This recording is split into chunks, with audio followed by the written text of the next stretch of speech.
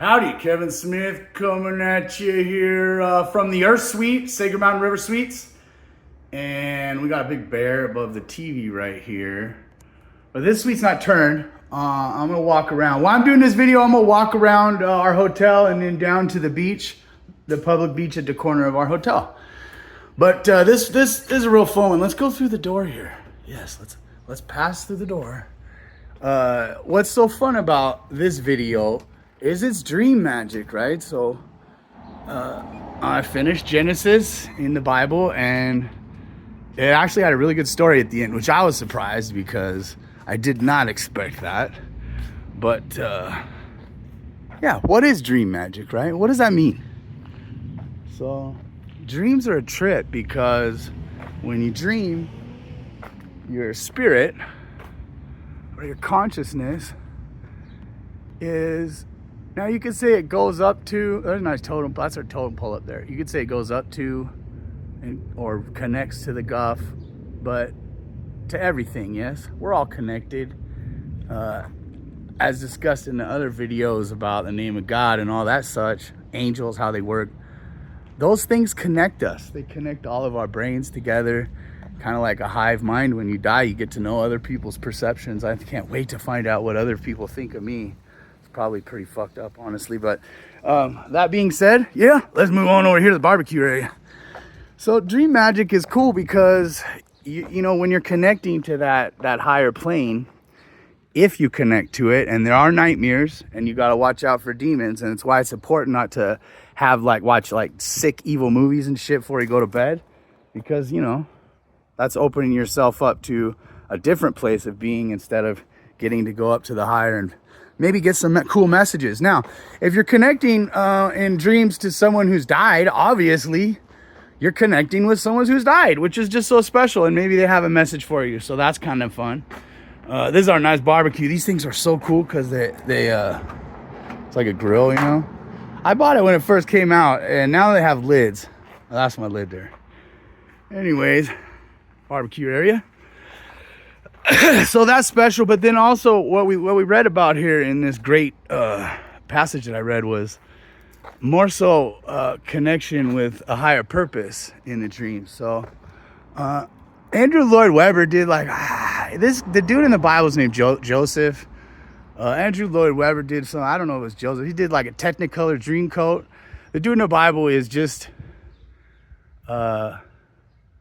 Joseph's dream coat, and it doesn't say Technicolor at all, and it's really not mentioned that much. It's not like a magic coat by any means, but let me just tell you the story because it's a great story. I was shocked. I actually read it and was like, oh my god, this is like a page turner, you know what I mean?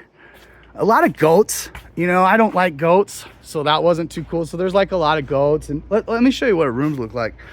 There's a lot of goats in there, and sheep and women possession. And I don't like that. And then there's also man possession. Like, I wouldn't say man whoring because there's nothing sexual about it, but it's like you become someone's man servant, which isn't a slave. It's actually kind of cool, especially if the guy you're a man servant for has got money. But anyways, let me tell you the story. We'll get to all that. So Joseph was born favorite of Israel's kids, youngest. And Israel made him, which his father, made him a really cool coat of colors. And the coat of colors made his brothers jealous. Not so much just the coat, but that he was his father's favorite. And I think, you know, a lot of us can kind of relate to that, you know, right? Anywho, that happens a lot in families. So he got this cool coat, right? And his brothers are a little jealous of the coat, and he's a little pompous, I guess. I don't know. It kind of reads that way. Anyways, he has a dream, and in his dream, all of his brothers become manservants to him and bow down to him and are asking for his help, and even give some of their flocks to him and stuff, and give them money. And they're like, what is this about, right? So he tells his brothers about the dream, and they're like, you're such an ass. Like, seriously? Like, we're not. And we're not, what the hell with his dream? You know what I mean? And he's like, this dream's from God. I know it. It's like a premonition dream. So in dream magic, if you have a dream that's in the early morning hours, that's usually more prophetic. So FYI, he probably had these dreams right before he woke up. And in the last of this segment, I'm going to show you something that I created from something prophetic that was given to me in a dream. So here you go, right? Here's a guy. He's got this multicolored coat that he thinks is just so cool. And his brothers are jealous of it. And more so jealous of the fathers thinking he's so cool. So he tells them about the dream. They're like, to hell with you. So they're all out there tending to their sheep and their goats out in the field. And this is the air suite. And anyways, they're doing their thing. And one of the brothers is like, you know what? This guy's a dick. Let's kill this dude. You know, let's kill him. Take his coat. Hell with him. Another brother's like, we're not going to kill him. But why don't we just leave him out here to the wolves or something? And so what they did is they threw old Joseph in a ditch. They threw his ass in a hole he couldn't get out of. And they left him there. Isn't that fucked up? So horrible, right? So they're chilling. They haven't even left yet, right? The area. They're still herding their sheep, goats, and stuff around. And they're kind of on the edge of where Egypt starts, apparently, where they're herding their stuff. And here comes some Egyptians. And apparently the Egyptians know them because they're like, hey, where's your brother with the cool coat? You know, and they're like, I don't know who the hell he is. And they're like, well, who's in the ditch? And so get that dude out, right? So instead of the brothers killing him, they decide, of course, they're going to sell him as a manservant to these Egyptians. So now you got these Egyptians that got Joseph as a manservant. So here we go. And they took his coat. You don't hear anything else about the coat the rest of the thing, but it wasn't Technicolor, but it's probably a bunch of goat and sheep hair showed up together. I don't know, man. Goats smell so bad. I don't know if anybody knows about how bad goats smell, but it ain't right.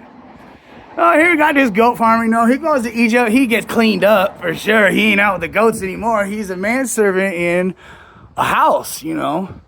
And so apparently the housewife of the day thought he should be a man whore, not just a manservant. So she went ahead and she told him, she said, you know what, let's get busy. And he's like, nah, I'm not gonna get busy with you. I got this great life in this nice house. I don't have to be out there like herding goats and sheep and shit. It's like, nah, I'm not gonna screw that up. And you know, that's against what God would want. And I'm like religious and such. And it upset her, you know. She's like, you know how rejection doesn't feel good, I guess. So this lady yells for the guards, you know, guards. Joseph tried to freaking rape me. He's trying to get busy with me, like not in a good way, you know. Not that any way is good, because she's married to the dude that's, you know, he's manservant to. So they throw his ass in jail. So here we go. Joseph's in jail, right? Not cool. Jail sucks. If anybody ever been to jail? It's inhumane, by the way. We call it the dungeon. You want to go to the dungeon. It's like that still today. Anywho, he's in the dungeon and he meets a baker from the Pharaoh. The king, the Pharaoh dude, has a baker locked up and also a butler. There we go. Took a sec. So the baker and the butler locked up, and I can't remember what the hell they did. It was something stupid. Something to piss off the Pharaoh. So they're all perturbed one day. And Joseph says, so baker and butler, what are you so upset about? Because Joseph had been like this cool guy in the jail, you know. People liked him. He was like, we get time. He would be like some person nowadays, they get like time off for good service or whatever the fuck that is. So yeah, they have bad dreams, both of them, and they're all freaked out about him. And he goes, well, tell me, my friends, what's the dream? Tell me your dream. I will help you. I know how to do these dream things. And so they tell him, they said, 3, I have this dream. I give like 3 goblets to the Pharaoh, and the other one's like I bring him 3 the butler's like, I bring him 3 plates of birds, which is like chicken. I guess they had like 3 plates of chicken. So he had like 3 buckets of Popeye's chicken, and he's drinking like 3 bottles of wine, right, from the other dream. And it's weird, and they're tripped out because they kind of correlate or whatever. So he says, I'll tell you what your dreams mean, but you got to remember me when you leave here. And they go, leave here? And he goes, yes. He says, so God has sent you these dreams for my sake, so that you can know that I can do this, and I'm like, one with God. So the dreams mean that Pharaoh will get you out of here in 3 days. And then you're going to like serve him the grapes or whatever. I think I got this about right. And so 3 days go by, and boom, they're freaking out of there because it's Pharaoh's birthday, and he's like super drunk, and he's like, dude, where's my butler? Where's my baker? And they're like, you locked him up. And he's like, fuck, get him out of there, right? Forget about it. So they're out of there, and wave. They're out of there, and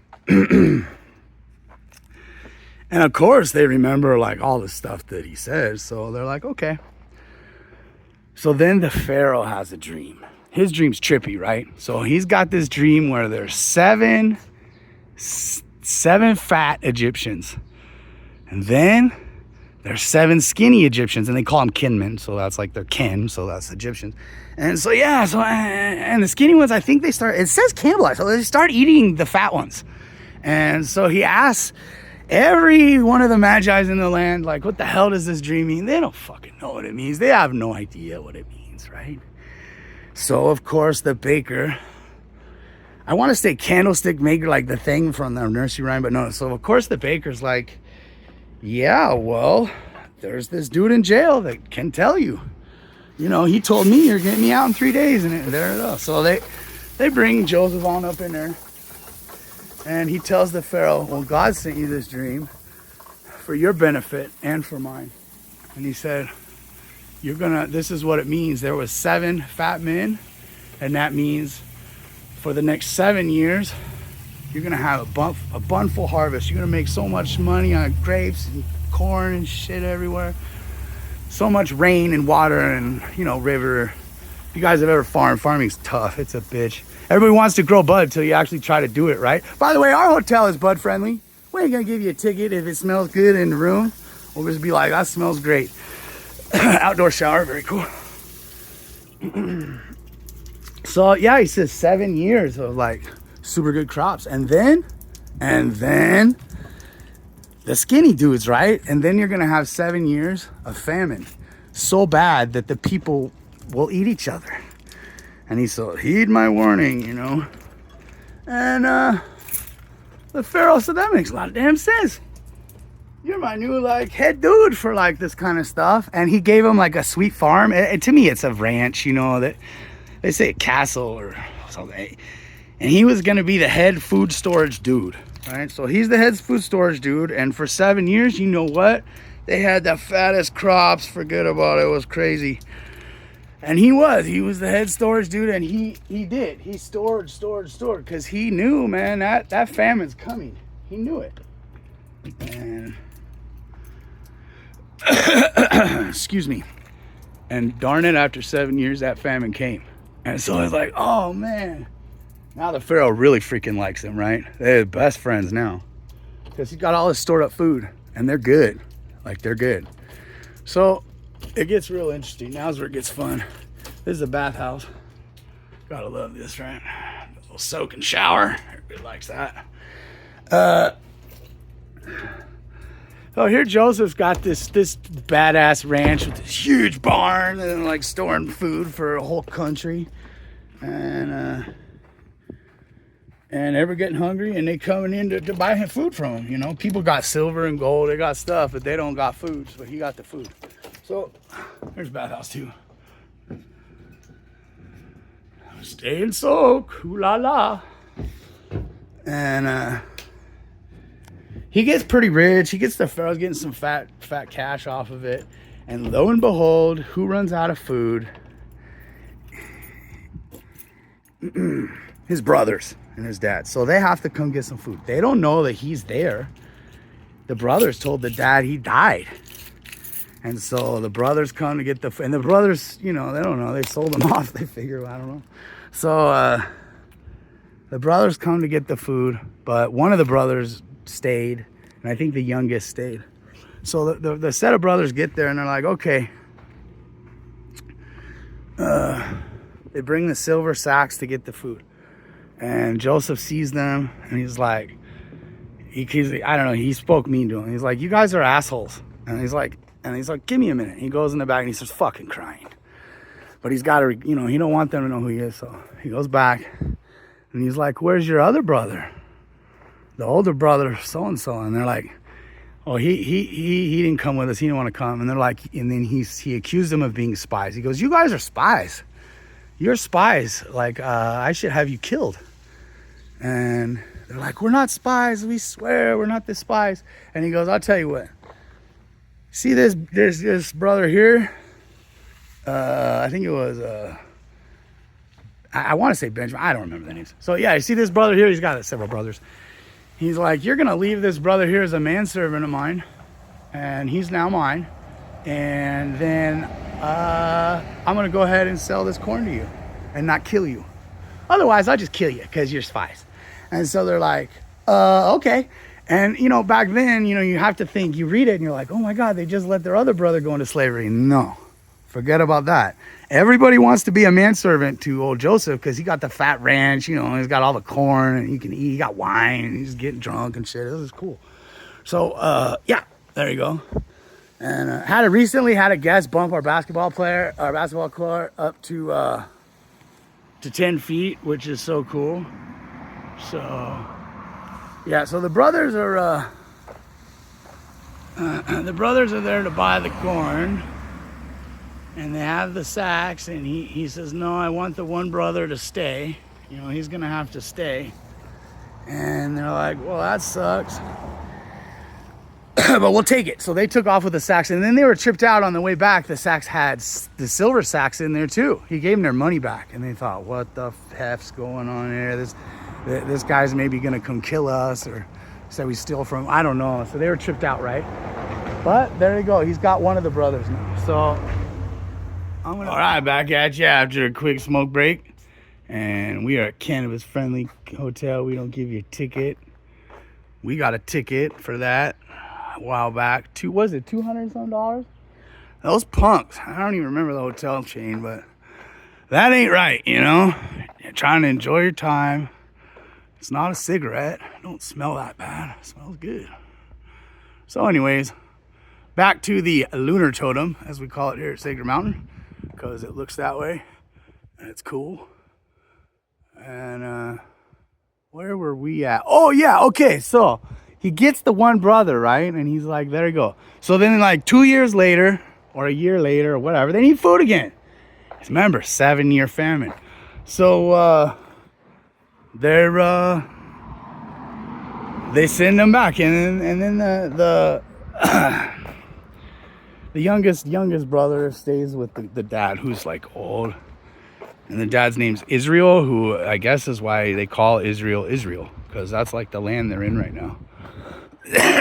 So them sheeps and goats and everything, they run out of corn and got nothing to eat. The family got nothing to eat, and like, oh man. So they got to go back to get some more food from Pharaoh's boy down there, which they don't even know is their damn brother.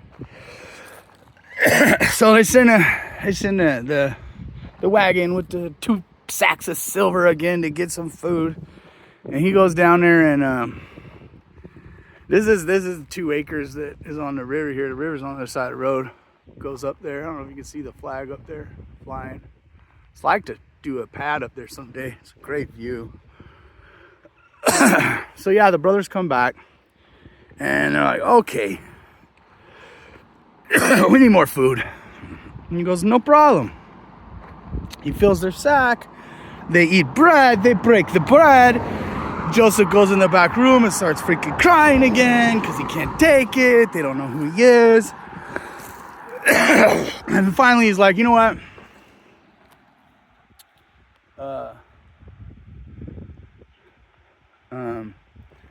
We're gonna go ahead and we're gonna fill your sacks with the corn, no problem. And he did the same shit.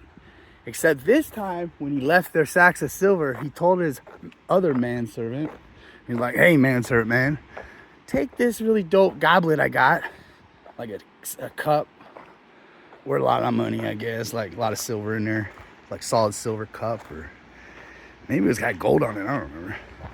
Probably worth a lot.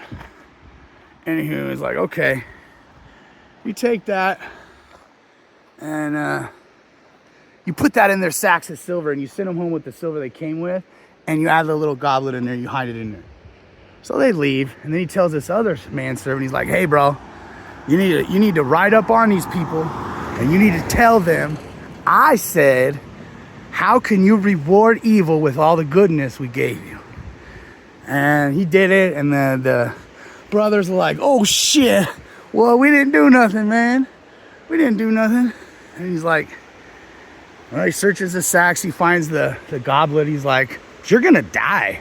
You're gonna all die for this. So he takes him back to Joseph, and Joseph's like, nah, I'm not gonna kill you. But now you're my servant, and I want you to go back and get the youngest brother, and if you need food again, you bring him back. And he goes in the other room, and he just can't take it anymore. So he tells the brothers, he comes back in, he says, you fuckers, don't you know who I am? Jesus, are you kidding me? You threw me in a ditch. I get raised up over here, all this stuff. And he's really loud about it, and it's super exciting. So the guards around said, oh, Joseph's family's here. And it got announced to Pharaoh. So Pharaoh says, you know what? Bring your family to our lands. Introduce the Hebrews to the Egyptians. And come on in, right? So he has his brothers go and get his dad. Bring him back. Dad's stoked he's alive. Yeah, of course I want to see my son. I'm going to make the trip. It's a big deal, to go from one country to the other back then. Because back then, like carts and stuff, oxes and shit. He goes ahead. He heads back there. And they all come back. So now there's all these dudes in it. And when they say, oh, the dad and the brothers, it's not just the dad and the brothers. It's like the dad, the brothers, all the other people. That was that symbol we painted over. All the other people, like servants and shit and all kinds of stuff. So yeah,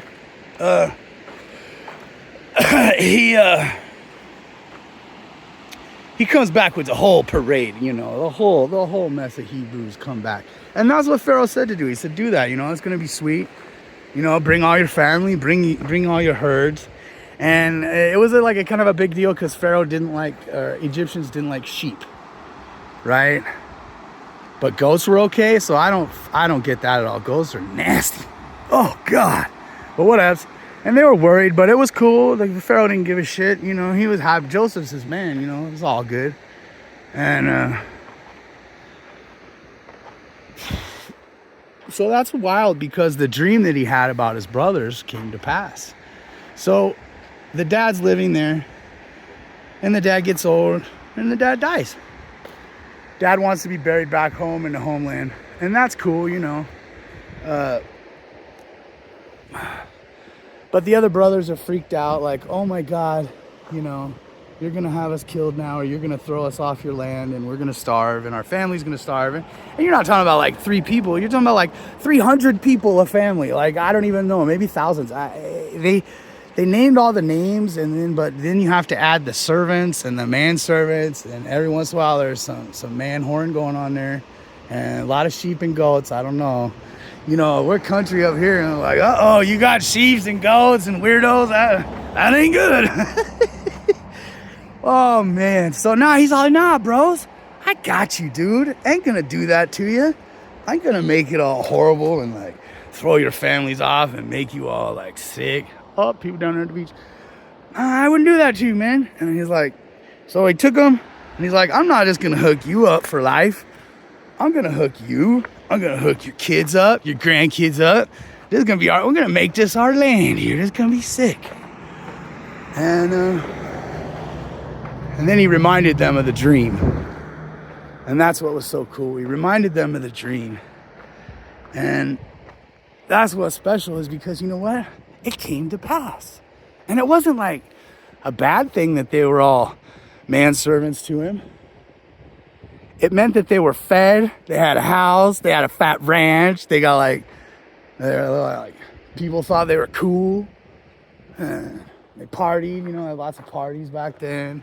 Drinking wine. That's our property marker. It's pretty sweet.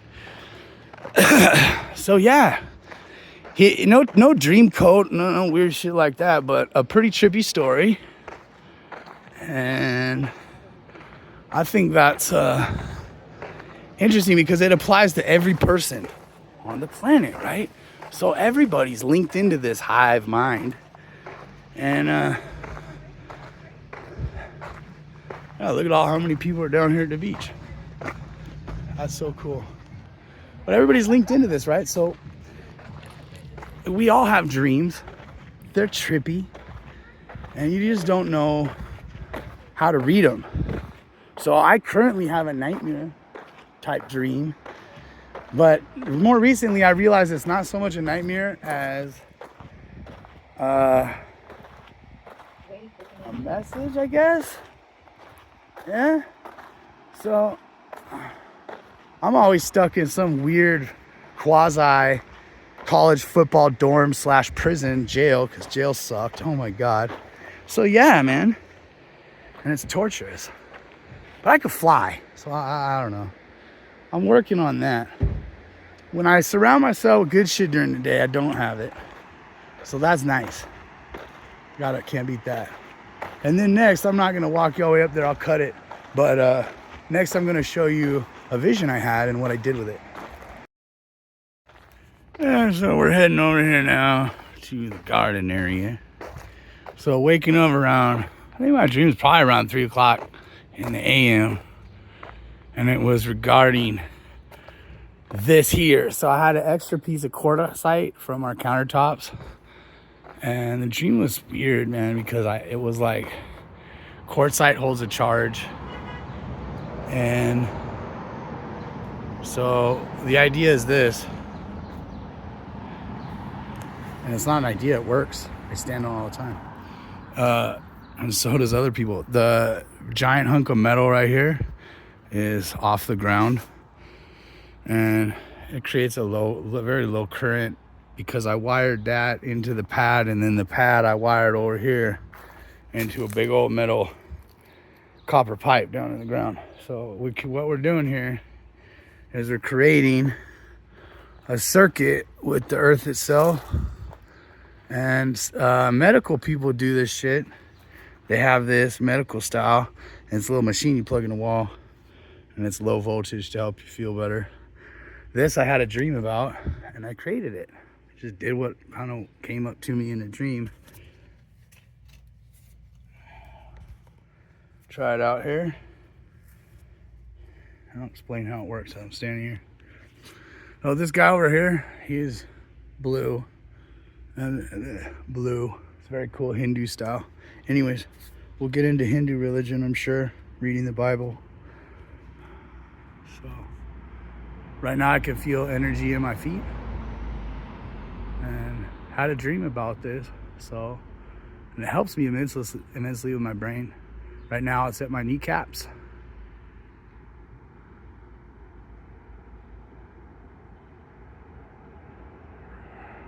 Crotch area, package style right there. And it's not like a tingling, just a very low sensation. Hitting my chest right now. Feel my heart beating a little more intensely. And then it hits my brain. That's where it feels good. Opens everything up. I do 3 cycles on this thing.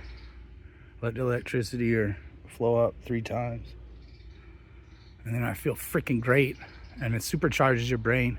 Increases neural activity, so it helps me to talk and do other things. So yeah, I had a dream about this, and I'm doing it right now. Living the dream, baby. That's what they call living the dream, right? You got the feet down there, lady and stuff. Yeah. And that was 2 times. And depending how messed up I am with muscle pulls, tears, whatever, because I hurt myself all the time, depending on how long it takes for the energy to get up to my brain, which is also interesting. Well, there we go. There's 3 times. And now I'm going to get off before I cook myself. But, you know, I had a dream. And what is this? Is this a miracle? Well, hell yeah, it's a miracle, man. I had a dream. And just like what we talked about, this other dude, you know, we're all tapped into the same thing. And we all have the ability to have special circumstances in our life, overcome amazing, horrible things. This world's fucked up. But you know what?